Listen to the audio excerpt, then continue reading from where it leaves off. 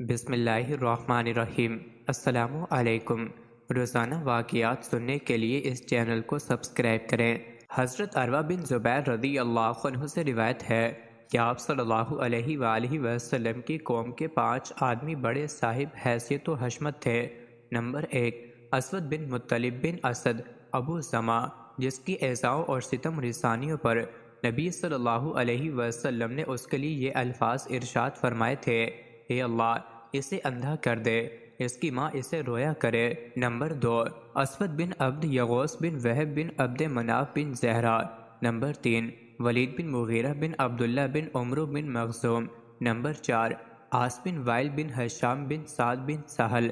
Number 5، Haris بن عبداللہ بن طلاتلہ بن عمرو بن حارث بن عبد عمرو بن مالکان۔ جب یہ لوگ فتنہ انگیزی میں حد سے بڑھ گئے اور نبی صلی اللہ علیہ وسلم کا مذاق اڑانے میں کمینگی کی تمام حدیں پھلانگ گئے تو اللہ تعالیٰ نے یہ آیت نازل فرمائی: جو آپ کو حکم دیا جائے اسے ظاہر کر دیں اور مشرکوں سے منہ پھیر لیں۔ مذاق کرنے والوں کی طرف سے بے شک ہم آپ کو کافی ہیں۔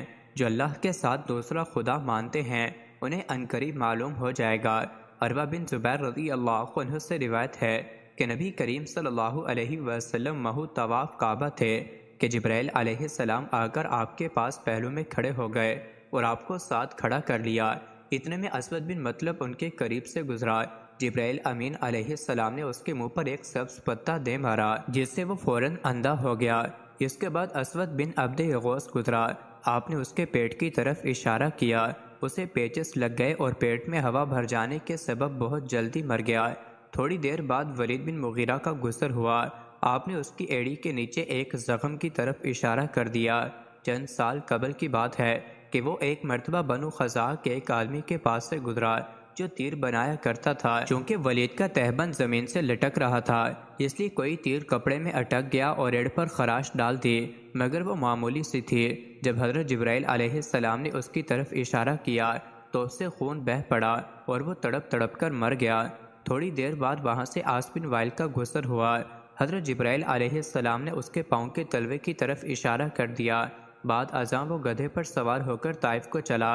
گدھے نے اسے ایک جگہ جھاڑیوں پر دے مارا، اس کے تلوے میں کانٹا چبھ گیا جس سے پاؤں اتنا پھول گیا کہ وہ جان سے ہاتھ دھو بیٹھا۔ چند لمحوں کے بعد وہاں سے حارث بن طلاتلہ کا گزر ہوا۔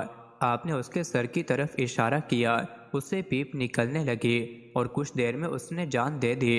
ابن عباس رضی اللہ عنہ سے روایت ہے کہ نبی کریم صلی اللہ علیہ وآلہ وسلم چند سال خفیہ طور پر مصروف رہے اور وحی الہی کو سرعام بیان نہ فرمایا، یہاں تک کہ اللہ تعالیٰ نے فرمایا مکہ میں اپنا دعویٰ بیان کرو، تو پھر اللہ نے آپ کی مخالفت اور آپ سے مذاق کرنے والوں کو تباہ کر دیا۔